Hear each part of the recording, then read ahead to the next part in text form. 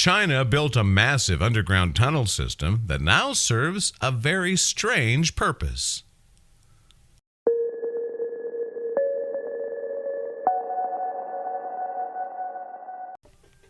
Better safe than sorry has been the motto of preparedness advocates for centuries, and despite the hysteria and paranoia that typically follows this kind of advocacy, it usually is never a bad thing to think ahead.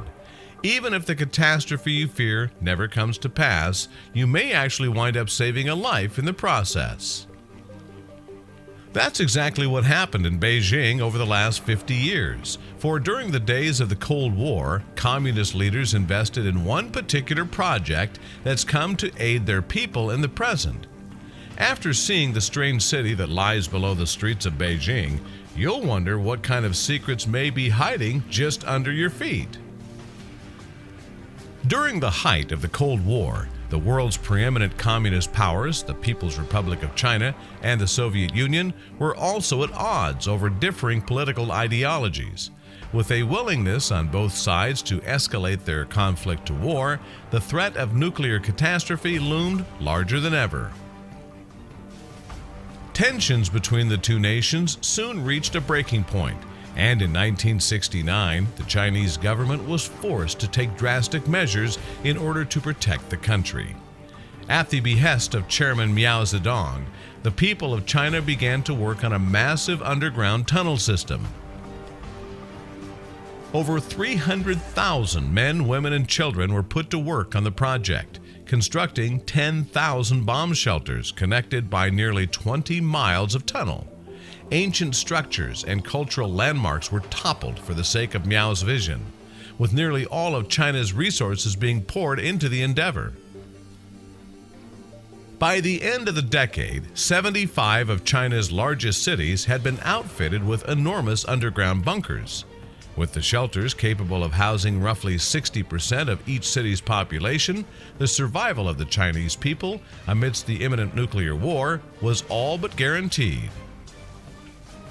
But the bombs never fell, and Mao Zedong's death in 1976 quelled the fears of annihilation at the hands of the Russians.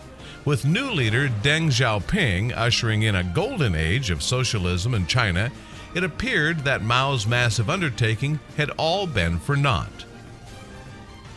Being the economic mind that he was, however, Deng refused to let such a significant and costly project simply crumble into obscurity beneath the streets of China.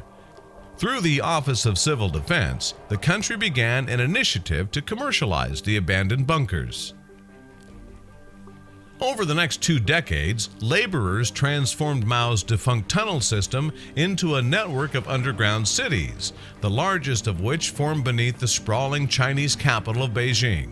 Complete with supermarkets, schools, clinics, and even karate dojos, this project represented another leap forward for China's expanding economy. But even after these spaces were repurposed, the Chinese government continued to push forward with their subterranean efforts by mandating that all new buildings have underground defense shelters that could double as a source of income. And so, in addition to stores and clinics, these bunkers became homes. Today, over 1 million people live below the streets of Beijing, clustered in small communities that range from a few dozen to over 100 individuals strong. Residents of this underground city are known as the Shuzu, or more commonly, the Rat Tribe. This peculiar society is mostly made up of young migrants from the countryside who arrived in search of affordable housing in Beijing. And with an average rent of 400 yuan a month, roughly $58 for one of these rooms, they're sure getting what they're paying for. Each windowless room is typically between 40 to 100 square feet, just big enough to fit a small bed and a dresser or two. Some aren't so lucky, as there are those that can only afford to stay in rooms that are shared by up to a dozen other people. As far as amenities go, a single communal bathroom serves as the dumping point for personal bedpans, and at 50 cents a pop, one can help themselves to a lukewarm 5-minute shower. But despite the poor living conditions, some residents see their situation as motivation. Many of my colleagues live above ground, but I think it's too comfortable, said Wee Koon, an insurance salesman who shares his 300 square foot apartment with 9 other men. This place forces me to work harder. But even so, a tremendous amount of stigma still surrounds those that call themselves members of the rat tribe.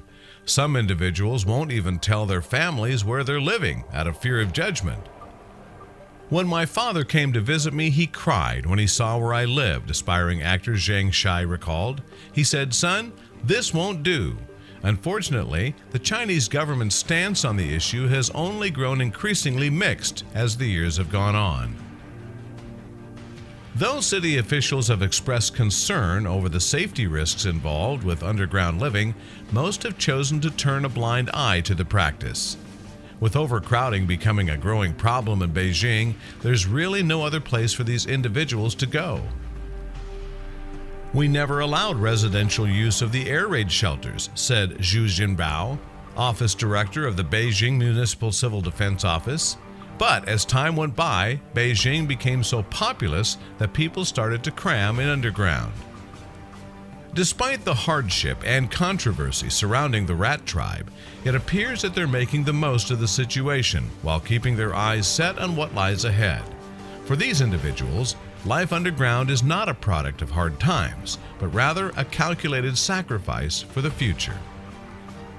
"I found a lot of people still hope one day to buy a house, or at least to live above ground," sociologist Li Junfa observed while studying underground housing at the Beijing University of Technology. "They have a positive spirit.